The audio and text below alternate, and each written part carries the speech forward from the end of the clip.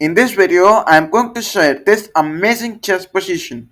This is right to play position, and over here queen is a very good piece over here.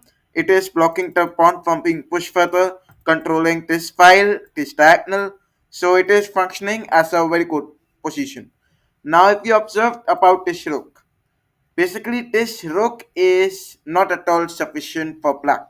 Like you can observe, this is completely useless right now, and this knight is a very vulnerable piece because it can be easily attacked by the queen, but the problem is the bishop there, which is defending it.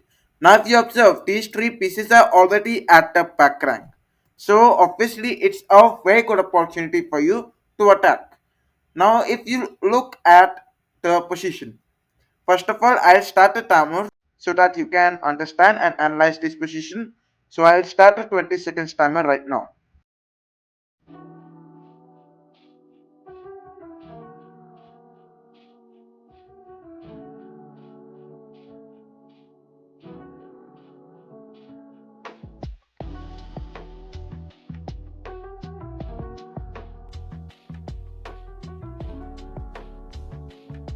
Okay, so in order to solve this position, I'll give you some tricks.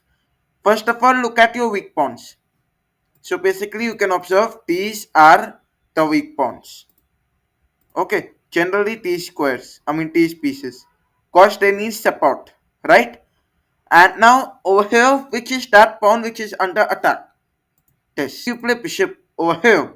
This pawn is going to be blocked, and at the same time, he'll play d5. He'll support his rook, cause this rook is hanging, right?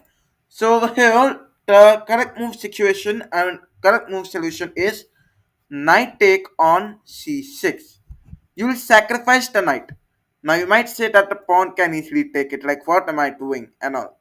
So the idea was to block this move d5. Okay, like this pawn was allowing the move d5 and all, so I just eliminated that threat. Knight take on c6. Now you might say b takes c6 and then what? So what you can do now? Basically, when I told about the checkmate, if you play bishop d4, means the bishop sacrifice. The rook take it. Rook e8 is a checkmate. Okay, let us say your opponent is enough smart and all, and he does not fall for that. So what you can expect is a move like knight f5. Idea is this. What you can do is, now once again, if you are saying to protect the queen, then you are wrong. Instead, you can eliminate this rook. You might say I left my hanging queen. No. If your opponent will take the queen, you have rook e8, and that's once again a checkmate. So this was the solution of this position. Knight take on c6. Now I know this position would look quite shocking to you, like knight takes c6 was a very difficult move and all.